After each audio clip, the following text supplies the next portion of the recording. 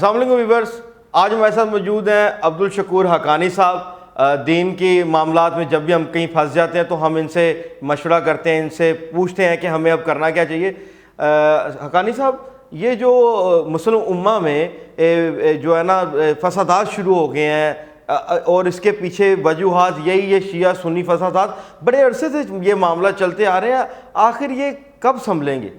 دیکھیے، باطل قوتیں یہی چاہتی ہیں کہ مسلمانوں کو ٹکڑوں میں تقسیم کر کے ان کو لڑایا بھی جائے اور ان کے دین کو بھی بدنام کیا جائے۔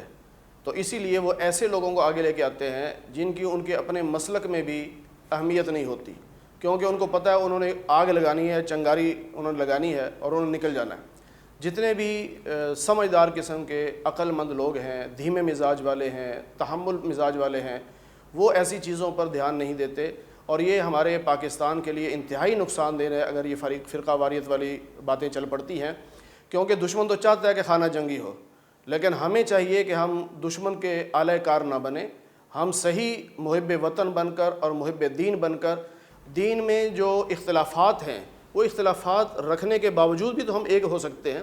ہم لوگوں کی دوسروں کی مسلمات شخصیات کو تسلیم کریں اور کسی پہ تبرہ نہ کریں، کسی کو برا نہ کہیں، کسی کو کچھ اور نہ کہیں۔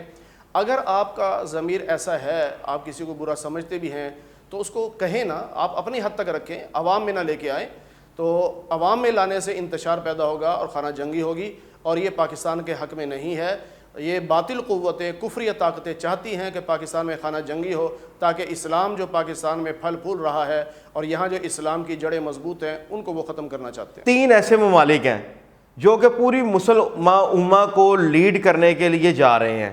ایک طرف آیا صوفیہ ہے، ایک طرف عرب ممالک ہیں جیسے سعودی عرب ہے، اور اب جو پاکستان کو بھی اس فہرست میں، اس لائن میں دیکھا جاتا ہے کہ یہ مسلمہ امہ کو لیڈ کر سکتے ہیں۔ تو آپ کی اس پہ کیا رائے ہے؟ دیکھیے، یہ فسادات ہوتے رہیں گے اور اس وقت ان کو زیادہ ہوا بھی دی جا رہی ہے، کیونکہ ترکی کا جو معاہدہ تھا جو 2023 میں ختم ہو رہا ہے کہ بہت ساری پابندیاں تھیں کہ وہ کسی ملک کی سپورٹ نہیں کر سکتے، اپنے بحری جو راستے ہیں ان سے وہ کرایہ وصول نہیں کر سکتے، اپنی فضا میں دوسروں کے طیارے جا رہے ہیں ان سے کرایہ وصول نہیں کر سکتے، بہت ساری پابندیاں تھیں۔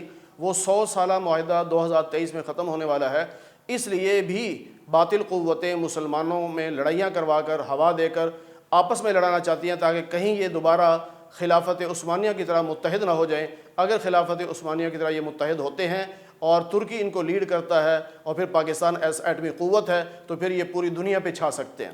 اس لیے باطل قوتیں جو ہے نا وہ چھوٹے چھوٹے ملکوں کو لڑائی جھگڑے کی طرف لے کے جا رہے ہیں۔ اصل چیز تو ہے یہ حکومت کے کرنے کی، اداروں کے کرنے کی۔ ادارے جو ہیں وہ ایسی فضا نہ بننے دیں نا۔ ادارے کس چیز کی، یعنی کس مرض کی دوا ہیں؟ ان کے ہوتے ہوئے اگر یہ انتشار ہو رہا ہے تو کیوں ہو رہا ہے؟ ان کو چاہیے وہ ضابطۂ اخلاق بنائیں، بلکہ قانون بنے ہوئے ہیں پاکستان میں، ان قوانین کی روشنی میں ان کو پابند کیا جائے کہ اس سے باہر تم نہیں نکل سکتے، اس گفتگو کو اس حد تک رکھ سکتے ہو، اس سے آگے تم نہیں بڑھ سکتے، اور جو اس طرح کی حرکت کرتا ہے تو آپ اس کو سزا دیں، اس کو گرفتار کریں۔ ابھی حال ہی میں جو اسلام آباد میں ایک واقعہ ہوا تھا، سیدنا صدیق اکبر رضی اللہ تعالی عنہ کی شان میں گستاخی کی گئی۔ اہل تشیع کے علماء نے خود کہا کہ اس آصف پر پابندی تھی، پابندی کے باوجود کون ہے جس نے وہاں اس کا وہ تقریر کروا دی، اور پھر اس کو 2 دن کے بعد جو ہے وہ برطانیہ بھی بھیج دیا۔ تو اس اداروں کا کام ہے نا کہ اس قسم کی چیزوں کے نوٹس لیں۔ اگر وہ نوٹس نہیں لیں گے تو پھر ظاہر بات ہے خانہ جنگی ہوگی۔ دیکھیے، اگر تو عدالتی نظام ہمارا ٹھیک چلے تو کوئی انسان ایسا نہیں ہے جو قانون کو اپنے ہاتھ میں لینا چاہے۔ جب ہمارے ہاں انصاف ہی نہیں ہوگا، عدالت فیصلے ہی نہیں کرے گی، یا عدالت فیصلے کرے گی تو ان پر عمل درآمد ہی نہیں ہوگا، تو پھر لوگ تنگ آ کر قانون کو اپنے ہاتھ میں لیتے ہیں۔